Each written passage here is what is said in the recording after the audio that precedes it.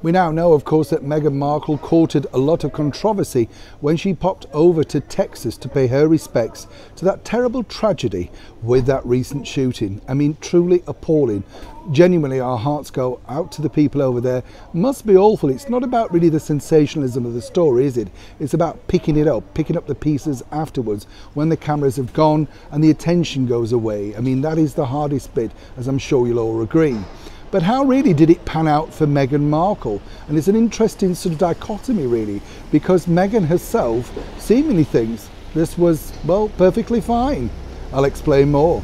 Good morning, Neil Sean here in the very heart of London. Bit of a noisy London today. We're not normally this noisy, but as I say, London is getting increasingly busier ahead of the Platinum Jubilee, so you know, not really that much we can do on that particular score. Thank you also for your very kind comments about Mario Lanza. I'm glad you liked that one. And of course the BBC Woke Brigade, who are forcing us to basically pay for our licence fees if we like certain channels or radio stations. Madness in itself, I'm sure you'll agree. Back as ever though to your breaking moral story of the day. As we now know, you know, whichever way you look at it, good or bad, Meghan Markle allegedly popped up at Texas, where, of course, the terrible tragedy played out a few days back now. Ridiculous sort of guy that went in there and changed people's lives forever. And then we obviously had the President of the United States, President Biden there, paying his respects after a due sort of course and realising that you shouldn't jump on that particular bandwagon straight away. And it really was Meghan Markle who created such a stir for all the wrong reasons, because we were told that she turned up, of course, to pay her respects as a mother.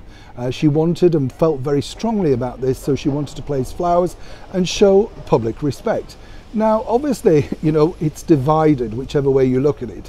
Her intentions, I'm sure, could have been good, but what resulted was a media backlash, a media onslaught that we haven't seen in such a long time. And when you think about it, on the week of the Platinum Jubilee, it's something that the British monarchy could simply do without. It just doesn't look good, whichever way you look at it.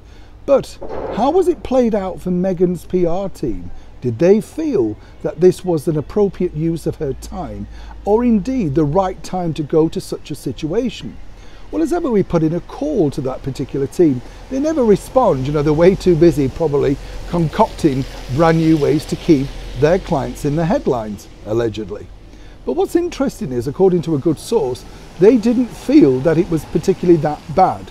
They knew that Meghan herself would receive a huge backlash, but as she pointed out, she was going there as a mother and she was there to pay her respects. They didn't seem to think also that this would play out particularly badly on the world stage. So whichever way you look at it, you know, and you have to remember, there's both sides to every story, as we often say here on the show. They seemingly felt that, and they are obviously the people that advise their very highly paid clients. You know, they are paid a lot of money, let me point out. So when they suggest something or the client actually discusses it with them, they have the opportunity to say, no, that's not a particularly good idea. I would leave that a few days, or perhaps a very big no. Seemingly, in the case of this particular tragedy, they fully endorsed it, allegedly. And of course, what resulted was good and bad press. Many might say, though, sadly, mainly bad press. Whichever way you think, this one thing that's for sure, this has kept Meghan in the headline. Neil Sean in the very heart of London.